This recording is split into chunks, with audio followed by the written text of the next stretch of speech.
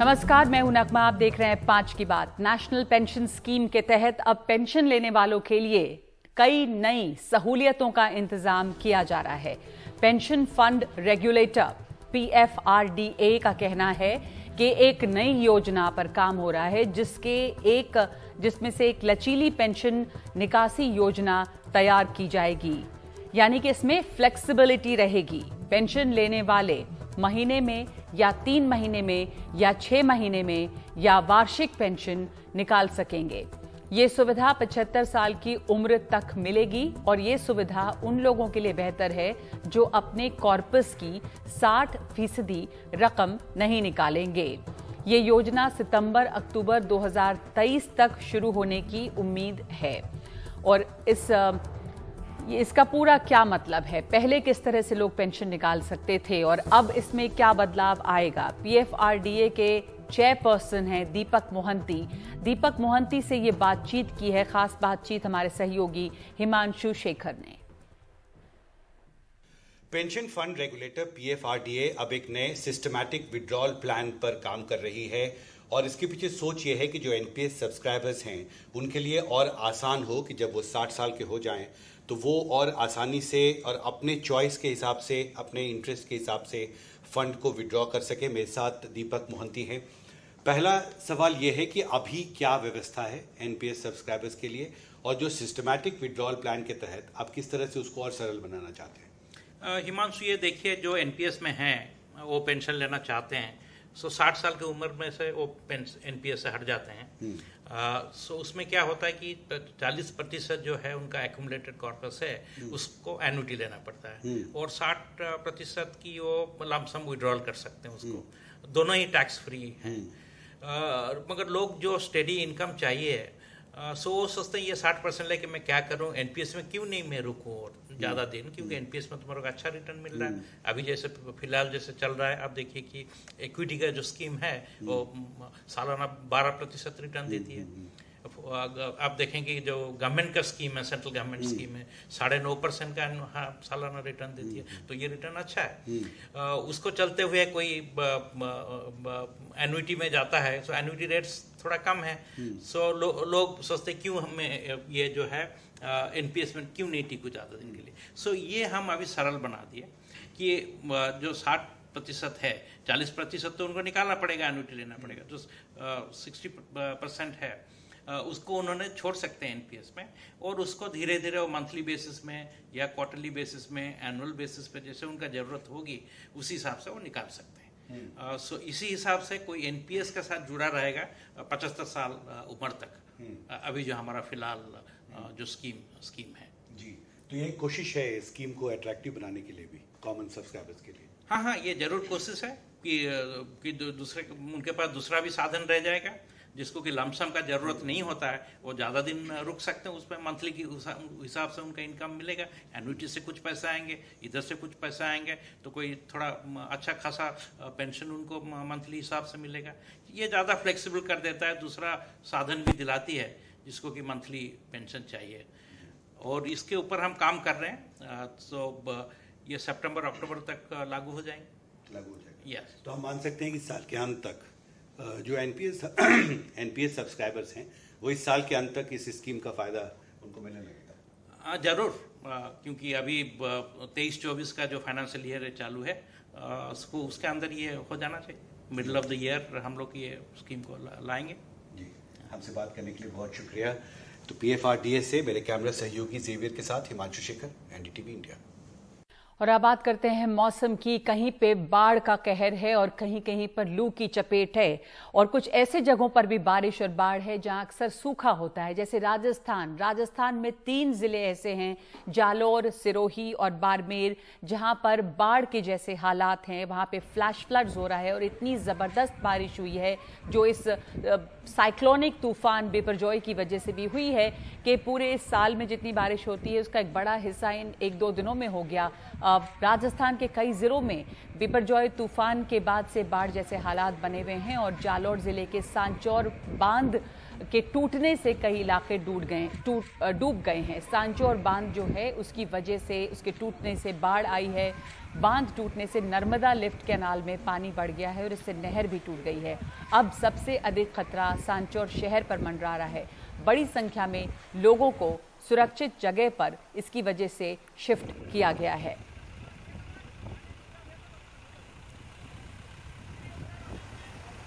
तो हमारे साथ जुड़ी हुई है मेरी सहयोगी हर्षा कुमारी सिंह। हर्षा, राजस्थान में जिस तरह का फ्लैश फ्लड देखा गया और जो बारिश हुई है कुछ इलाकों में, इसमें 3 जिले तो खास तौर पे हैं, तो ये भी कहा जा रहा है कि जितनी बारिश वहां होती है उसका एक बहुत बड़ा हिस्सा जो है इन्हीं 1-2 दिनों में हो गया और फ्लैश फ्लड्स वहां पर आए हैं।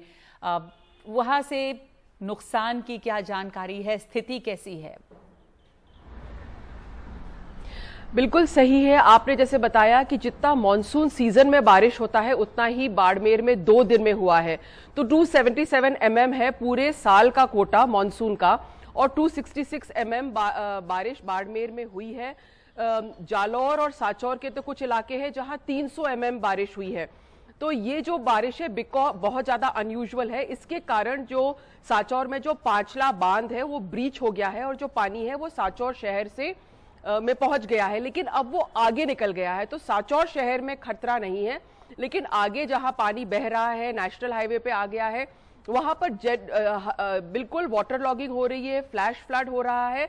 और जब तक ये पानी आगे नहीं बह जाता, हमने अभी मिस्टर पीसी किशन से बात करी जो सेक्रेटरी डिजास्टर रिलीफ है, और उन्होंने बताया है कि भाई सांचौर में सिचुएशन सामान्य है, पर लेकिन पानी जो आगे बढ़ रहा है जब तक वो बिल्कुल फैल के खत्म नहीं होता है तब तक वाटर लॉगिंग रहेगा। लेकिन राहत की बात यह है कि बारिश अब यहाँ पर बंद हो गई है और बारिश आगे बढ़ गई है, इसलिए अगले 24 घंटे में स्थिति सामान्य हो जाएगी। क्योंकि रेगिस्तान में ये फ्लैश फ्लडिंग बहुत कॉमन होता है, जितना जल्दी पानी चढ़ता है उतना जल्दी ये उतर भी जाता है। तो चौहटन है, सांचौर है, जालौर है, यहाँ पर सबसे ज्यादा असर दिखा है बिपरजॉय का। बाकी जो एरियाज है वहां पर ऐसा कुछ नहीं हुआ है, वहां पर बहुत अच्छी बारिश हुई है। और एक तरह से हम ये भी कह सकते हैं कि कई किसान खुश हैं क्योंकि इनके खेतों में पानी भर गया है। जैसे अजमेर के कई किसान हैं, टोंक जिले के कई किसान हैं, इनके जो खेतों में पानी, अच्छी आवक में पानी आई है। बुआई का सीजन काफी दूर नहीं है, तो अब ये थोड़ा सा जल्दी अपनी बुआई कर लेंगे और अपने खेत तैयार कर लेंगे। जी हर्षा, पर जहां जहां पे ये फ्लैश फ्लड्स आई है वहां पे लोगों को बहुत बड़ी तादाद में वहां से शिफ्ट भी किया गया है, और इससे जो नुकसान हुआ है उसके बारे में क्या जानकारी है? देखिए, एसडीआरएफ एनडीआरएफ की टीम्स वहां पर काम कर रही है। करीब 6000 लोगों को साउथ राजस्थान ओवरऑल में शेल्टर्स में शिफ्ट किया गया है। कई जगह तो स्थिति सामान्य हो गई है बाड़मेर में, तो वो लोग वापस आ रहे हैं, लेकिन घरों में पानी घुसा है, नुकसान हुआ है। जैसे कई लोग अपना राशन वगैरह रखते हैं तो उससे नुकसान हुआ ही है। आपने ये भी देखा कि अजमेर में भी जो सरकारी अस्पताल है उसमें भी वाटर लॉगिंग हुई थी। वो तो ड्रेनेज का प्रॉब्लम था, पर वहां पर भी वाटर लॉगिंग हुई थी, वहां पर भी पानी हटा दिया है, लेकिन मशीनरी को वहां पर एक तरह से नुकसान जरूर हुआ है। दूसरी बात यह है कि जहां तक जो जान माल को कोई हानि नहीं हुई है, लाइव स्टॉक को कोई नुकसान नहीं हुआ है। हमने अभी सेक्रेटरी डिजास्टर रिलीफ से बात करी, उन्होंने कहा कि लाइव स्टॉक को कोई नुकसान नहीं हुआ है। अनऑफिशियल सोर्सेज कह रहे हैं कि 7 लोगों के मरने की खबर है, लेकिन ऑफिशियली राजस्थान सरकार अभी 3 मौतें ही मान रही है इसमें, और वो भी राजसमंद जिले में। जी धन्यवाद आपका हर्षा। तो जो राज्य सरकार कह रही है वो राजसमंद जिले में 3 मौतों की बात है, लेकिन कई जगह इस राजस्थान में इस बारिश से एक खुशी भी है, बहुत सारी जगह नुकसान हुआ है, ये साफ नजर आ रहा है। तो राजस्थान में ये साइक्लोन का असर है। अब बात करते हैं पूर्वोत्तर की।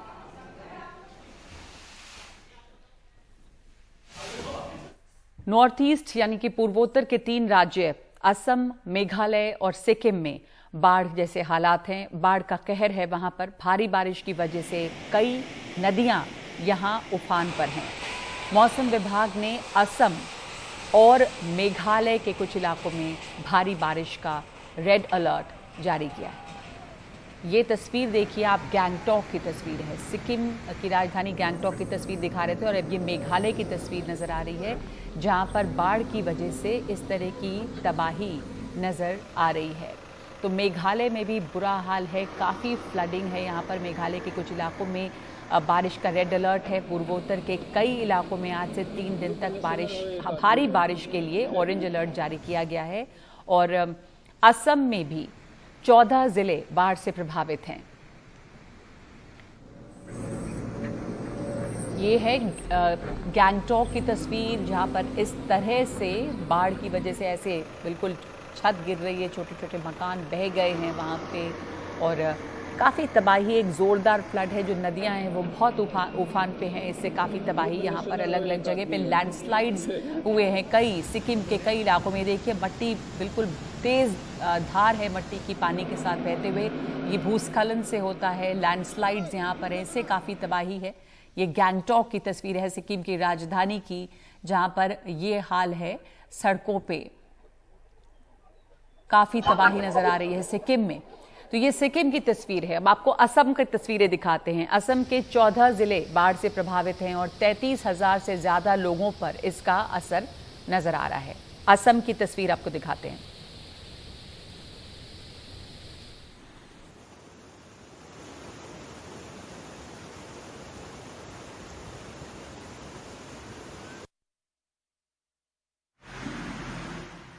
देख रहे हैं गैंगटॉक की, यहाँ पर लोगों को बचाया जा रहा है, रेस्क्यू किया जा रहा है। मेघालय की तस्वीर है, यहाँ पे मेघालय के सोनापुर इलाके की तस्वीर है, अब जहाँ पे बाढ़ की वजह से कहीं लैंडस्लाइड्स भी हो रही हैं। सड़कों पे बहाव है काफ़ी तेज़ और रास्ता क्लियर किया जा रहा है। कई नदियाँ जो हैं वो उफान पे हैं। अब आपको दिखाते हैं हम असम की तस्वीर, जहां पर 33,000 से ज़्यादा लोगों पर इसका असर पड़ा है। असम के 14 ज़िले बाढ़ की वजह से बाढ़ की चपेट में हैं। 3 नदियां खतरे के निशान से ऊपर बह रही हैं, जिससे कि जो आसपास के गांव हैं वहां पे खतरा हो गया है। तो ये है असम की तस्वीर। और एक बार फिर से मेघालय में भी कई जगहों पर भूस्खलन हुआ है, वो भी हमने आपको दिखाया कि मेघालय में भूस्खलन की वजह से एक मौत की भी खबर आई है और भूस्खलन की वजह से कई सड़कें पूरी तरह से बंद हैं। मेघालय से दक्षिण असम और त्रिपुरा की तरफ जो जाने वाली सड़कें हैं वो बुरी तरह से बाधित हैं। सिक्किम में बाढ़ की वजह से भूस्खलन हुआ है और 2 दिन पहले यहाँ पर भारी बारिश के दौरान भूस्खलन हुआ, लैंडस्लाइड हुआ, जिससे करीब 3,000 पर्यटक यहाँ पे फंसे हैं। इन्हें बहुत मेहनत से, बड़ी मशक्क़त से निकाला गया है। तो ये है नॉर्थ ईस्ट का हाल, पूर्वोत्तर का।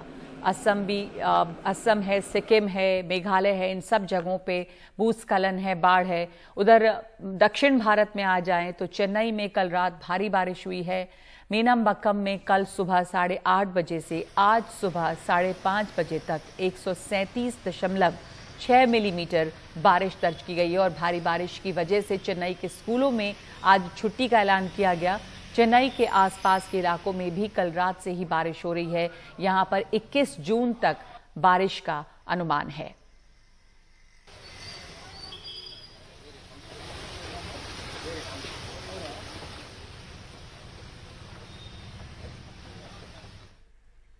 ये बारिश का हाल है जहां पे नॉर्थ ईस्ट हो गया हमारा 3 राज्य, वहां पे इधर चेन्नई में भी भारी बारिश नजर आ रही है, राजस्थान में। लेकिन कुछ इलाके हमारे देश के ऐसे हैं जो अभी इसी समय बेहद गर्मी से, तेज धूप से, गर्म हवाओं से झुलस रहे हैं, जिसमें बिहार है। उत्तर प्रदेश के भी कुछ इलाके हैं, लेकिन बिहार में तो कई जगहों पे लगातार गर्मी है, लगातार लू है। और आरा में गर्मी और लू की वजह से 48 घंटों में 30 लोगों की मौत हो गई है।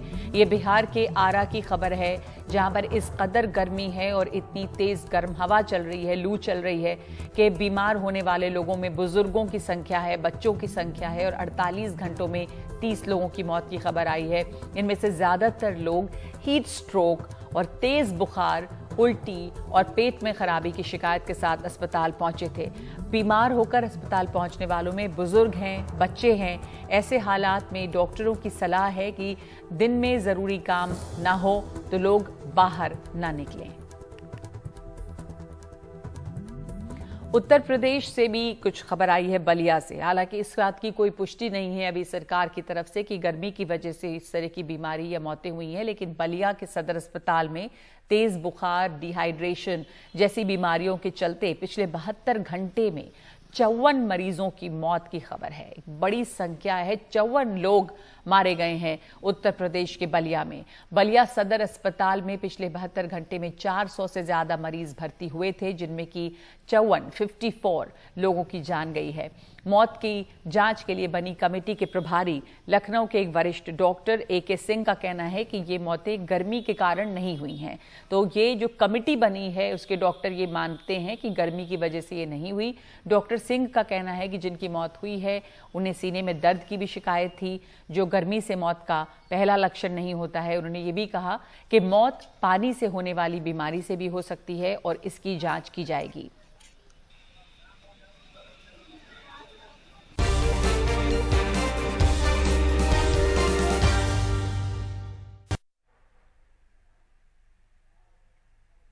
छत्तीसगढ़ के कोरबा में ट्रांसपोर्ट मार्केट में एक जबरदस्त आग लगी है। इसमें बताया जा रहा है कि कई लोग जख्मी हैं। फायर ब्रिगेड मौके पर पहुंची है और आग की वजह से काफ़ी यहां पे बर्बादी हुई है। एक कपड़े की दुकान में आग लगी है। हमारे साथ जुल्फ़िकार हैं, हमारे सहयोगी जानकारी देने के लिए। जुल्फ़िकार, ये तस्वीरें देख रहे हैं हम जिसमें कि बहुत ज़बरदस्त आग, धुआं, लपटें दिखाई दे रही हैं। छत्तीसगढ़ के कोरबा में ये आग लगी हुई है। कई इलेक्ट्रॉनिक की दुकान बताई जा रही है। क्या जगह है, किस तरह की जगह है, अब तक क्या खबर मिली है वहां से आग की बुझाने के बारे में भी? ट्रांसपोर्ट नगर है और ये वहाँ पे व्यावसायिक कॉम्प्लेक्स है, कमर्शियल कॉम्प्लेक्स है और यहाँ पे कई सारी दुकानें हैं। और यहाँ पे कुछ देर पहले आग लगी क्योंकि छत्तीसगढ़ में इन दिनों अगर बात की जाए तो गर्मी बहुत पड़ रही है और कोरबा क्योंकि पावर हब है छत्तीसगढ़ का, वहाँ पे टेम्परेचर 45 डिग्री के करीब रहता है और जो आग लगी है उस आग से भारी नुकसान का अनुमान लगाया जा रहा है। जो सूचना मिल रही है उससे 4 से 5 दुकानें पूरी तरीके से जलकर खाक हो गई हैं। तस्वीरों में साफ देखा जा सकता है कि इतनी भयानक तस्वीर वहां की जो तस्वीर सामने आई है कि आग लगने के बाद जो उस कॉम्प्लेक्स के ऊपर लोग थे जो काम कर रहे थे वो वहां से अपनी जान बचाने के लिए कूदते हुए नजर आ रहे हैं। और अभी जो खबर इस तरीके की भी आ रही है, हालांकि पुलिस प्रशासन ने इसकी पुष्टि नहीं की है, लेकिन वहाँ पे कैजुअलिटी भी हुई है, कुछ लोगों की मौत भी हुई है सफोकेशन की वजह से और कुछ लोग झुलसे भी हैं क्योंकि ये आग जो है काफी भयानक थी। और दमकल की जो गाड़ियां हैं मौके पर पहुंचकर आग बुझाने की पूरी कोशिश कर रही हैं और ये उम्मीद जताई जा रही है कि आग बहुत जल्द उस पर काबू पा लिया जाएगा, क्योंकि गर्मी का मौसम होने की वजह से ये आग तेजी से फैली, शॉर्ट सर्किट की वजह से फैली। और कपड़े की दुकान भी वहां पर थी तो कपड़े की दुकान में कपड़ा होने की वजह से आग बहुत तेजी से फैली, जिससे भारी नुकसान का अनुमान जताया जा रहा है। जी ठीक है, ये तस्वीरें हम देख रहे हैं इस समय, ये कोरबा की तस्वीर है। छत्तीसगढ़ के कोरबा में ट्रांसपोर्ट मार्केट में जबरदस्त आग लगी, जहां पर कपड़ों की दुकानें भी हैं और जहां पर बिजली की दुकान भी है। तो ये इस समय की स्थिति है, आग पर काबू करने की कोशिश की जा रही है।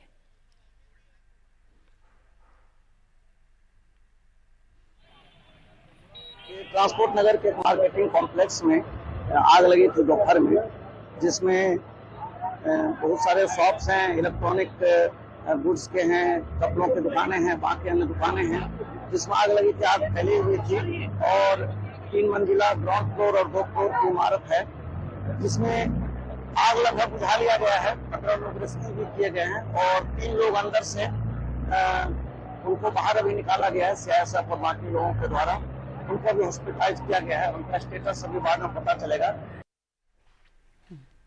और हमने लगातार आपको जानकारी दी अलग अलग राज्यों से, भारत के अलग अलग हिस्सों से, जहां पर बाढ़ है, जहां पर बाढ़ से तबाही हो रही है और कई जगह जहां पर सूखा और गर्मी इतनी ज़्यादा पड़ रही है या लू की चपेट है कि वहां पर उससे लोग परेशान हैं, जैसे बिहार के कई इलाकों में। लेकिन उत्तर पूर्व में, राजस्थान में, इन जगहों पर, चेन्नई में भारी बारिश है, कई जगहों पर बाढ़ है, उत्तर पूर्व में लैंडस्लाइड्स हैं। मौसम में ये लगातार जो उतार चढ़ाव देखा जा रहा है, उस पर बात करने के लिए हमारे साथ इस समय मौजूद हैं GP शर्मा साहब, जो अध्यक्ष हैं मौसम विभाग स्काईमेट के।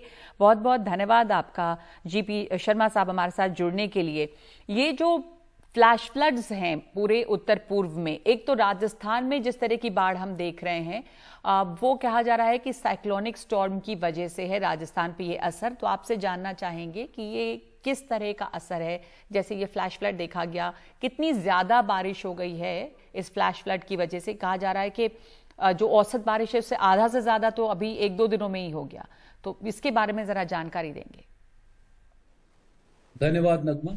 देखिए, आपने बिल्कुल ठीक कहा। देश के अलग अलग हिस्सों में एक्चुअली अलग अलग ही मानसून की परिस्थितियां बनी हुई हैं।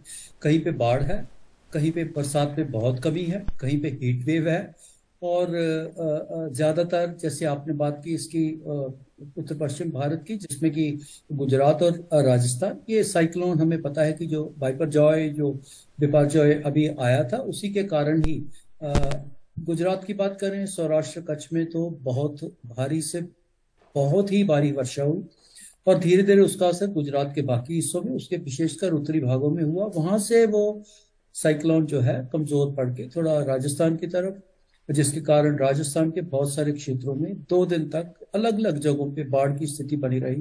पहले थोड़े दक्षिणी भागों में थी, जैसे पाली में, जालौर में, उसके बाद उसका उत्तर की ओर बढ़ के थोड़ा, जैसे अजमेर में बहुत भारी वर्षा हुई है कल। आज के दिन में भी कुछ स्थानों पर उसके उत्तर पूर्व के भाग जो है, अजमेर समेत जो धौलपुर, भरतपुर, ये वाले जो अलवर जैसे क्षेत्र हैं, इनमें भारी वर्षा संभावित है। इसी तरह इसका असर हमें वो मध्य प्रदेश के उत्तरी भाग हैं उनमें भी देखने को मिलेगा, भारी वर्षा। ग्वालियर, गुना, शिवपुर, शिवपुरी, दतिया, ये सारे क्षेत्रों में इसका देखने को मिलेगा। तो ये जो इसमें लगातार उतार चढ़ाव दिखाई दे रहा है, जैसे एक मनमानी सी चाल है मौसम की, कहीं पे रेगिस्तान जो है वहां पे दरिया बना हुआ है, और जो मैदानी इलाके हैं वहां पर आग बरस रही है, इसमें कुछ ये सामान्य है क्या जो दिख रहा है, या बहुत ज्यादा इसमें एक इरेटिक बिहेवियर है? बिल्कुल भी सामान्य नहीं है। जहां पे वर्षा नहीं होनी चाहिए वहां वर्षा हो रही है, और जहां होनी चाहिए वहां लगभग, अभी तक तो कहेंगे लगभग सूखे के हालात बने हुए हैं। जैसे दक्षिण भारत की बात करें, मानसून की शुरुआत वहीं से होती है, दक्षिण भारत से होके, और आज के दिन की बात करें तो लगभग पूरे महाराष्ट्र समेत और जो पूर्वी भाग हैं जिनमें आपने हीट वेव का जिक्र किया, वहां सब जगह अब तक मानसून पहुंच जाना चाहिए था, जो कि पूरा छत्तीसगढ़, बिहार, झारखंड, पश्चिमी बंगाल, उड़ीसा और इसी तरह महाराष्ट्र के पूरे महाराष्ट्र में अभी तक सामान्य तिथि के हिसाब से तो मानसून पहुंच जाना चाहिए था। लेकिन दक्षिण भारत में भी वर्षा सामान्य से बहुत कम है, 70-80%, और कई स्थानों पर, कई सब डिवीजन में 90% तक की कमी है। नाम मात्र है मानसून की वर्षा। हाँ, कुछ भागों में, जैसे आपने कहा, जो राजस्थान के क्षेत्र में बहुत ही अधिक वर्षा हुई है, सामान्य से बहुत ज्यादा। जितनी मानसून में वर्षा होती है, कई एक स्थानों में पूरी वर्षा हो चुकी है, इतनी ज्यादा वर्षा है। और उत्तर पूर्व की बात करें, वहां वैसे ही जैसे ही मानसून शुरू होता है तो बाढ़ जैसी स्थिति बन जाती है। हम असम की बात करें, मेघालय की बात करें, या साथ में लगे क्षेत्रों में जो पश्चिमी बंगाल के क्षेत्र होते हैं, सब हिमालयन, वेस्ट बंगाल, सिक्किम, उनमें बहुत बारिश है।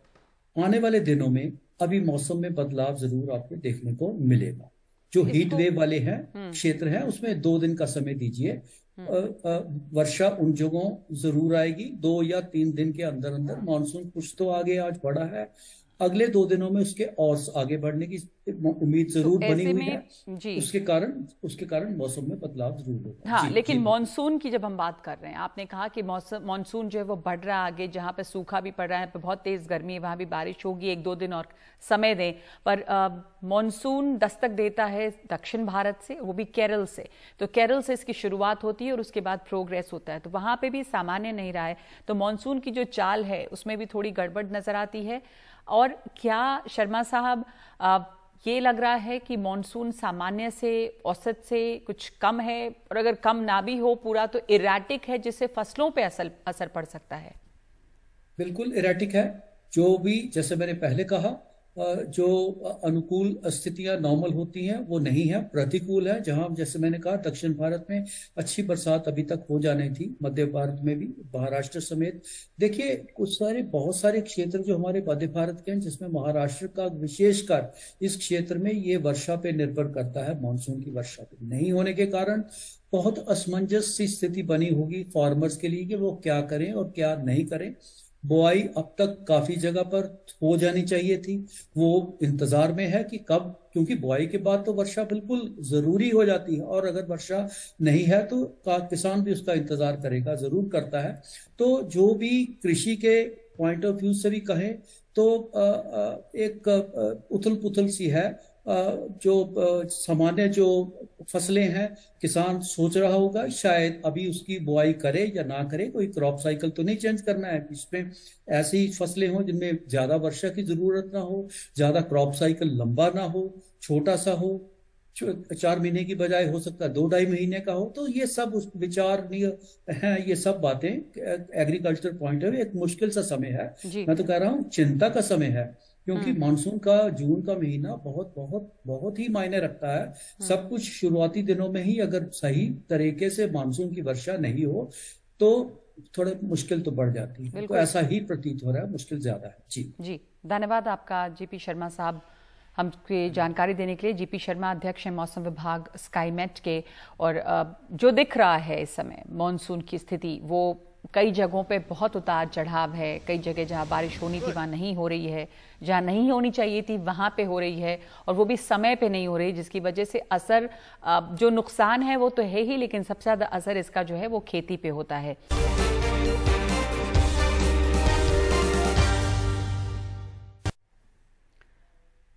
उत्तर प्रदेश के गोरखपुर से प्रकाशक गीता प्रेस को गांधी शांति पुरस्कार देने पर एक सियासी घमासान शुरू हो गया है। कांग्रेस नेता जयराम रमेश ने गीता प्रेस को गांधी शांति पुरस्कार देने को लेकर सरकार पर निशाना साधा और कहा कि ये सावरकर और गोडसे को इनाम देने जैसा है। इस पर बीजेपी ने पलटवार किया है।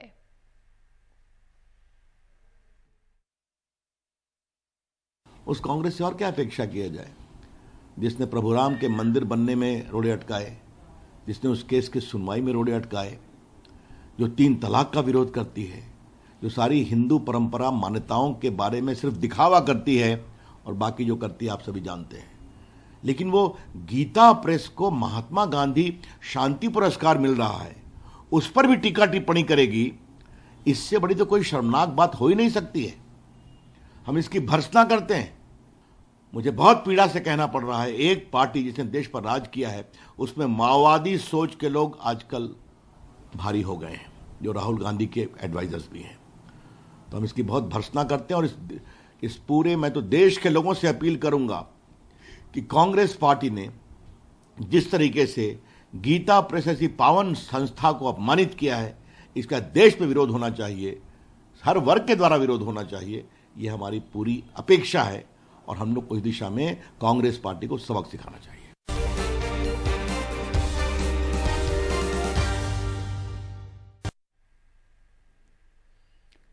नई फिल्म आदि पुरुष को लेकर भारत के साथ साथ नेपाल में भी एक विवाद खड़ा हो गया है। नेपाल की राजधानी काठमांडू और पोखरा में इस फिल्म को बैन कर दिया गया है। ये बैन इस फिल्म के एक डायलॉग को लेकर लगाया गया है, जिसमें सीता को भारत की बेटी कहा गया है। काठमांडू में किसी हिंदी फिल्म की स्क्रीनिंग ना हो सके, इसके लिए सभी 17 सिनेमा हॉल पर पुलिस की तैनाती है। भारत में भी फिल्म के कई डायलॉग्स को लेकर विवाद है। फिल्म के संवाद लेखक मनोज मुंतशिर का कहना है कि फिल्म के निर्माताओं ने कुछ डायलॉग्स को बदलने का फैसला किया है।